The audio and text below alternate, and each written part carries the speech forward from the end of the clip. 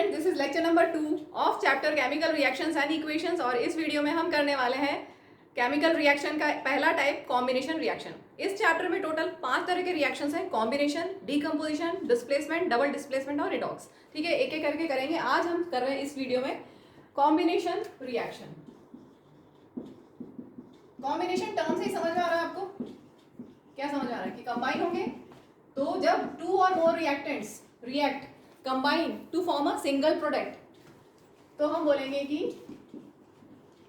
Combination reaction हुआ। जैसे कि यहाँ पर एक्टिविटी के साथ बताया है इन्होंने। एक्टिविटी में आपको दिया है activity 1.4, take a small amount of calcium oxide और quick lime in a beaker. Quick lime का पाउडर होता है, तो हमें उसको बीकर में आपको लेना है। क्विक लाइम को बोलते हैं चूना। मेरे पास ये पानी मिला हुआ ऑलरेडी रखा हुआ है, व्हाइट कलर का होता है ये पैकेट में जो चूना है इसमें पानी मिला हुआ है। ठीक है, तो यहाँ एक्टिविटी में हमें क्या करना है, व्हाइट कलर का पाउडर लेना है, क्विक लाइम।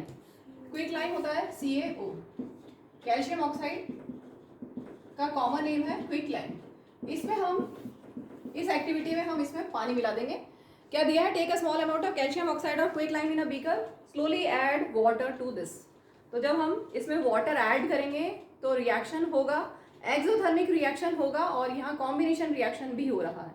एक्सोथर्मिक क्यों बोला? क्योंकि इन्होंने बोला एक्टिविटी में टच द बीकर, तो आपको थोड़ी सी गर्म लगेगी वो, क्योंकि यहाँ पर हीट रिलीज होगी। इस रिएक्शन में हीट रिलीज होगी, तो ये एक्सोथर्मिक रिएक्शन है। और क्योंकि 2 reactants react to combine a single product यहाँ पर, इसलिए ये कॉम्बिनेशन रिएक्शन भी है।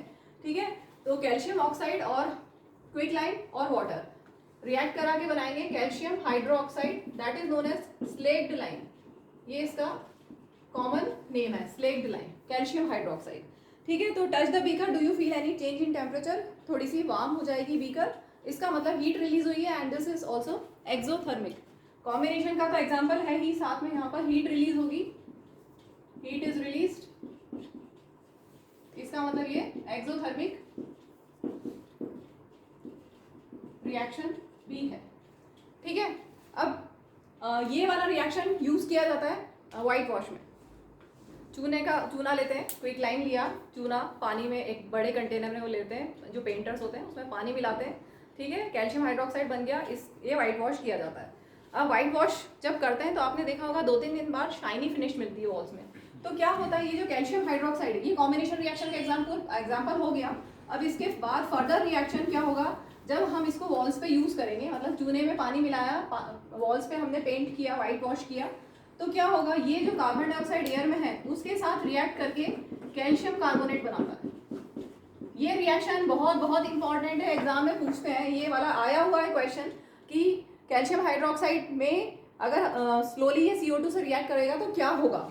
ठीक है, तो बुक में दिया हुआ है, डू यू नो, बॉक्स में, a solution of slaked lime produce by this reaction is use for white washing walls.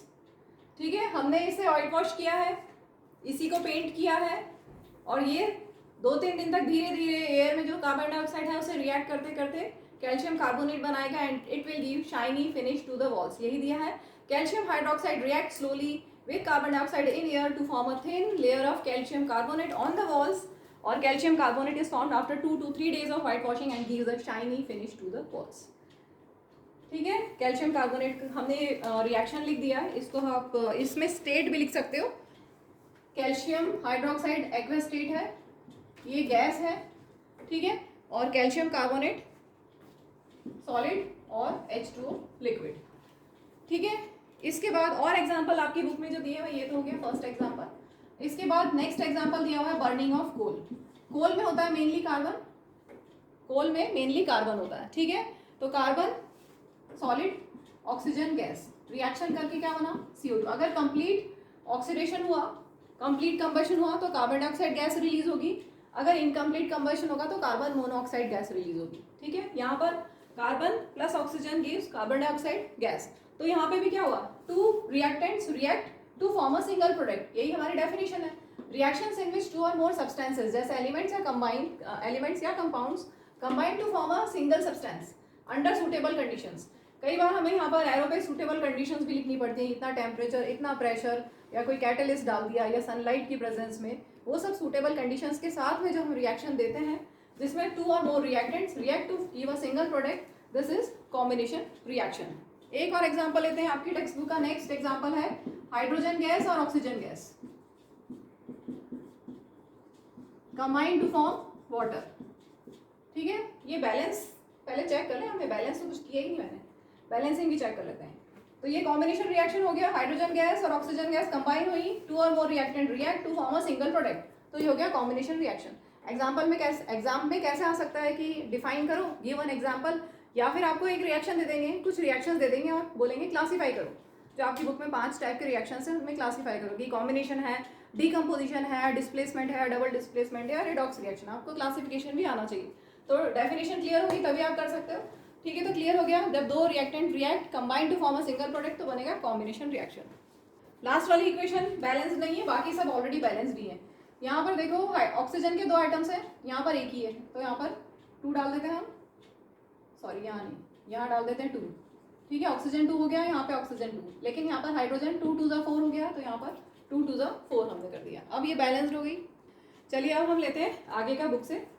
In simple language, we can say that when 2 or more substances, elements or compounds combine to form a single product, the reactions are called combination reaction. Clear हो गया, combination समझ में आ गया अच्छे से। In activity 1.4, we also observed that a large amount of heat is evolved. जो हमने चूने वाला एक्टिविटी की थी कैल्शियम ऑक्साइड वाली, उसमें हीट रिलीज हुई थी। This makes the reaction mixture warm, क्योंकि क्वेश्चन में वहाँ पे था भी एक्टिविटी में कि टच द बीकर, तो आपको वार्म लगेगा। ठीक है, मीन्स ये एक्सोथर्मिक रिएक्शन है, हीट रिलीज हुई है। Reactions in which heat is released with along with the formation of products are called exothermic reactions. अब यहाँ पर exothermic reactions, exothermic reaction के एग्जाम्पल दिए हैं बुक में आपकी। Burning of natural gas, methane natural gas है, methane is also known as natural gas. तुमने बायोगैस पढ़ा ना, बायोगैस प्लांट, बायोगैस सुना होगा ना।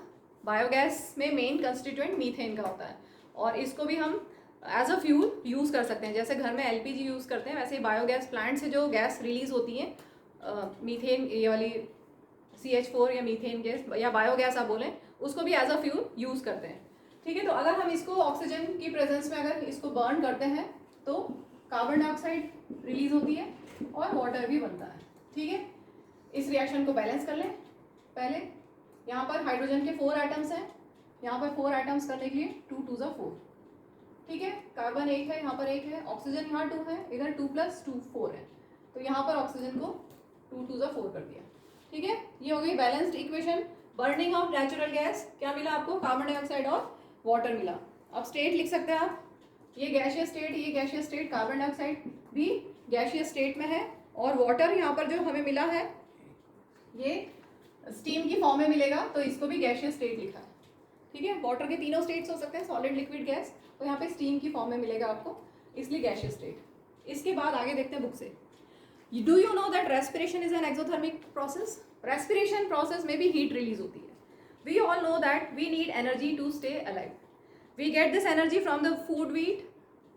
क्या होता है, डाइजेशन। जब आप फूड इनटेक करते हो, इंजेस्ट करते हो, तो डाइजेशन होगा। During digestion food is broken down into simpler substances. जो कॉम्प्लेक्स फूड आप लेते हो, कंज्यूम करते हो, इंजेस्ट करते हो, वो कॉम्प्लेक्स फूड ब्रेक डाउन होता है इनटू सिंपलर सब्सटेंसेस और फाइनली वो ग्लूकोज में कन्वर्ट होता है। ठीक है, ग्लूकोज ब्लड स्ट्रीम में जाता है और आपको एनर्जी मिलती है। तो यहाँ दिया है for example rice, potatoes and bread contain carbohydrates. Rice, potatoes and bread, इन सब में कार्बोहाइड्रेट होता है, और कार्बोहाइड्रेट से आपको क्या मिलती है, एनर्जी। पढ़ा है ना, carbohydrate energy giving food, fats और कार्बोहाइड्रेट्स एनर्जी गिविंग फ्रूट्स होते हैं। तो these carbohydrates are broken down to form glucose. Carbohydrate break down होगा, ग्लूकोज बनेगा, और ये जो ग्लूकोज है C6H12O6 जनरल फॉर्मूला, ये कंबाइन होगा oxygen in the cells of our body and provides energy. ठीक है, तो हम इसका रिएक्शन लिख लेते हैं। ग्लूकोज ये थी नेचुरल गैस, मीथेन यहाँ पर है ग्लूकोज, ये ऑक्सीजन से कंबाइन होके कार्बन डाइऑक्साइड वाटर फॉर्म करेगा और एनर्जी रिलीज होगी। ये एक्सोथर्मिक रिएक्शंस के ही एग्जांपल में आएगा। ठीक है, बैलेंस कर दें आप। कार्बन 6 है यहाँ, तो कार्बन को 6 कर दिया, हाइड्रोजन यहाँ 12 है, तो यहाँ 6 2 12। अब ऑक्सीजन चेक कर लो, यहाँ 6 + 2 8 है, यहाँ 6 2 12, 12 + 6 18, तो यहाँ 18 बनाने के लिए क्या करें, 6 प्लस इसमें क्या है 2 × x इज 18, मैथ्स लगा दें, 6 आ रहा है। ठीक है, 6 + 12 यहाँ 12 प्लस 6, ऐसा भी सोच सकते हो, 6 प्लस 12, ठीक है ना, 6 2 12, और यहाँ 2 6 12, 6 प्लस 12 इक्वल टू 12 प्लस 6 होगा। हो गई बैलेंस। आगे दिया है decomposition of vegetable matter into compost is also an example of exothermic reaction. जब वेजिटेबल मैटर या फ्रूट, जैसे फ्रूट पील्स और वेजिटेबल पील्स को आपने पढ़ा है ना, एक पिट में डाल देते हैं, उसमें मिट्टी डालते हैं, फिर वही डालते हैं, पील्स डालते हैं फ्रूट्स और वेजिटेबल्स की, फिर मिट्टी डाल दी, ऐसे करके छोड़ दोगे 1 महीने तक, तो आपको कंपोस्ट बन जाएगी आपकी। तो ये भी एक्सोथर्मिक रिएक्शन है। इसका रिएक्शन यहाँ नहीं दिया हुआ है। तो ये हमारा टॉपिक हो गया कंप्लीट।